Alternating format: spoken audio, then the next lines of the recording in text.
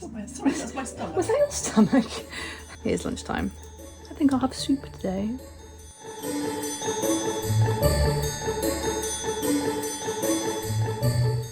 Dear Santa, I've been a very good girl this year. If possible, I would like a Cricut maker, some fabric, and if possible, some helpful little elves to come and tidy my craft room for me. Yours sincerely, Jo.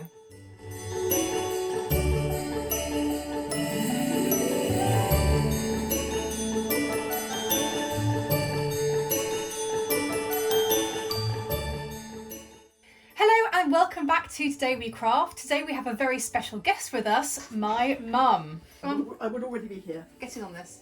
Hiya! Now, many of you would have heard me mention her, mostly if I don't use an appropriate seam allowance or if I don't pin something correctly, but now you get to see her in the flesh. My mum is who I can thank and or blame for my craftiness, fabric obsession, any combination of the above. But now it's nearly Christmas. But now it's nearly Christmas, so we're going to be making something extra Christmassy for you today. What are we making? We are making some We are making a fabric envelope that you can put your letter to Santa in. Also, you can use these as an advent calendar, either by hanging them up above your mantelpiece or on a Christmas tree. Or if you've got teenage children, you can use them as money envelopes with maybe their name on the front. Or as an alternative to Christmas crackers, and you can put a hat inside and a joke and a scratch card or something like that. Something flat. Chocolate penny. Yeah, anything like that. Flat. Not as entertaining as my fabric Christmas crackers where you can fit a gin bottle in, but There you go. what can you do? So, without any further ado, let's get on with the tutorial. And I'll be in the background. Eating biscuits. Yes. Speaking of biscuits. For this tutorial, you will require 2 6-inch square pieces of cotton, 1 6-inch square piece of iron-on interfacing, some Bondaweb thread, fabric scissors, a sewing machine, a ruler or quilter's board. It may also be useful to have a roller cutter, an ironing pad. If you want to know how to make one of these, I'll leave a link just up here, an iron, and a pen or pencil. This was my trial envelope, and you can see that one fabric is on the inside and one fabric is on the outside. So the first thing you need to do is decide which fabric is going to be on the outside of your envelope. I'm going to use the green fabric, same as this one. Next, you need to take your iron-on interfacing and iron it onto the reverse of the outside fabric that you're going to use for your envelope.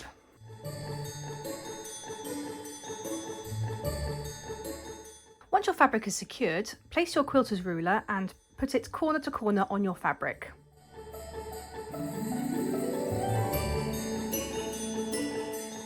Take your 2 side points and put them into the centre of the fabric.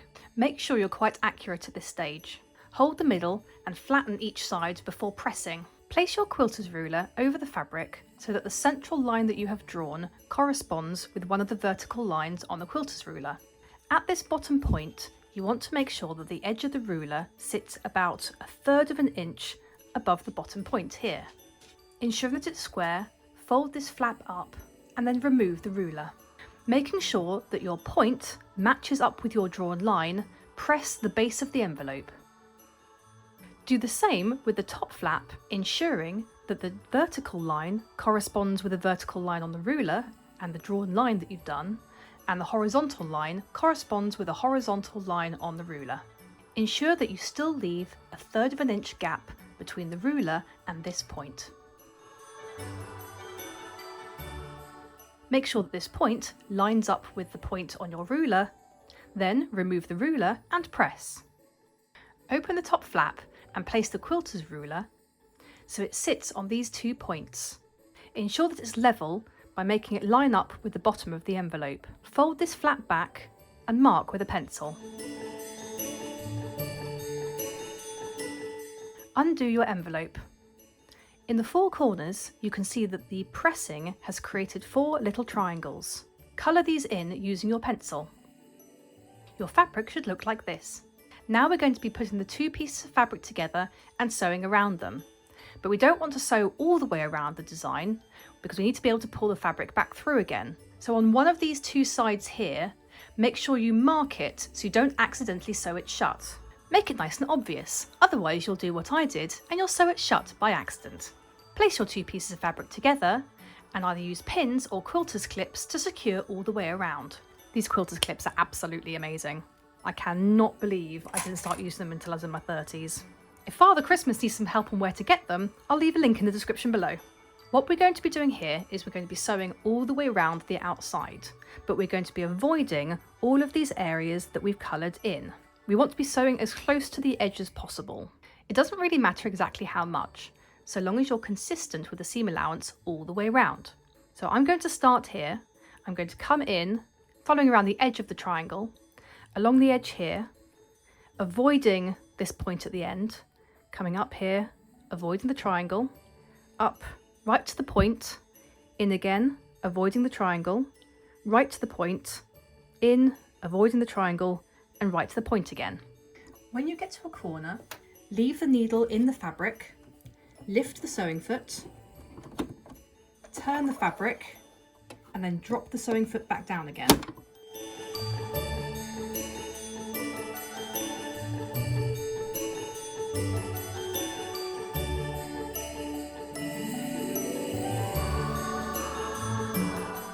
Now what we want to do is we want to cut off all the little corners off the end. And then we want to trim out all of the coloured in triangles.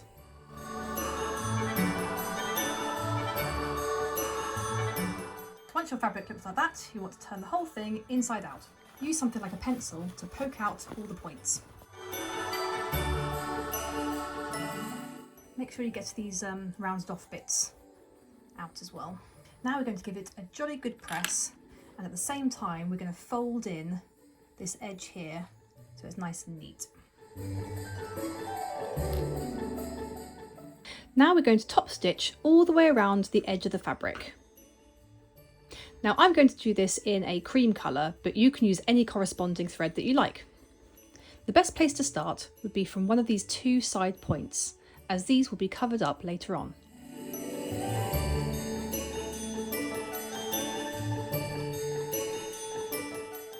Now you can decide what you want to put on the front of your envelope.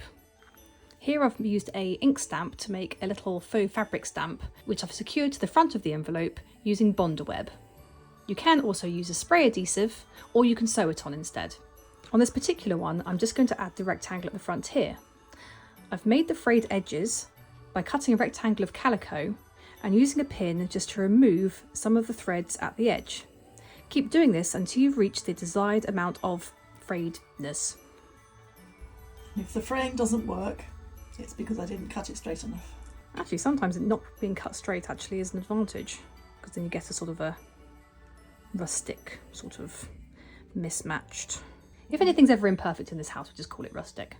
Now we're using paper scissors for cutting Bonder web, because we know what happens when you cut paper with fabric scissors. What happens, Mum? They go blunt. I thought I was going to say people go blind, but you know, that works too.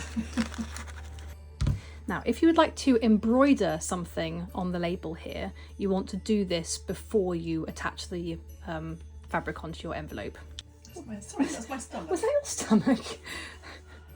It's lunchtime. It is lunchtime. I think I'll have soup today.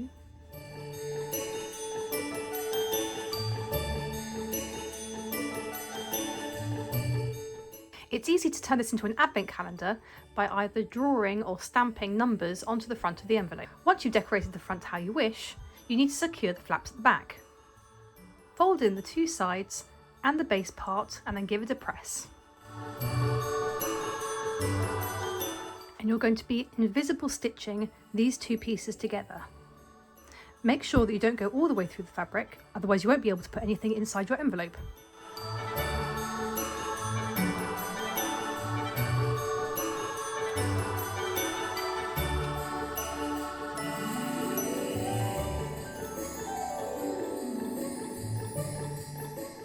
To make it sit a bit flatter, I'm going to top stitch along these three sides. Now the reason why I'm only stitching these three sides is if you do along the top here, if you want it about even with the one at the bottom, you're actually going to be sealing up these two parts here. And I'll show you what I mean with the first one that I did. See, on the front here, you've got the top stitching all the way around the four sides, but on the inside, it's actually secured there. Now you could just stitch it higher, but that means you're actually going to be stitching along here. So it's up to you. You can either do all 4 sides on the front and just accept that you're going to be limited by the amount of things that you're going to be able to put inside, or the size of the gap anyway. Or you can just do the bottom 3 sides and leave the top open. The final thing to do is to secure it with a popper like this. These come in lots of different sizes and are available from most haberdashery shops. You will notice that each side of the popper has a male and a female side. Now, which you have on the top and which you have on the bottom is entirely up to you. I prefer to have the female on the bottom and the male on the top, but that's just personal preference. If you prefer it on top, then don't let me stop you. Make sure you don't go all the way through the fabric, otherwise you'll see the stitches on the other side. Just making sure I didn't actually do it myself.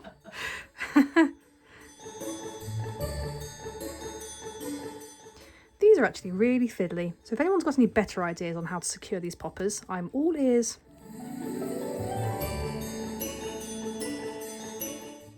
The last thing to do is to secure a loop on the top. Now, if you're using this as an advent calendar and you're having the numbers on the front, I recommend avoiding the loop and just pegging each individual envelope onto a piece of ribbon.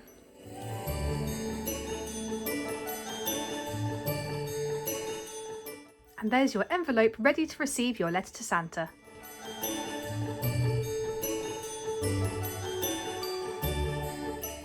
Hey amazing crafters, thanks so much for hanging out with me today. If you enjoyed this video, then don't forget to give it a thumbs up and hit that subscribe button below. Your support means the world to me and it helps the channel to grow. If you want to take your support to the next level, you can now send a super thanks. It's a fantastic way to contribute and to show some extra love. Your super thanks directly supports the channel, allowing me to create even more content that you love. I appreciate every bit of support that you give. Don't forget to subscribe, and I can't wait to see you in the next video. Bye!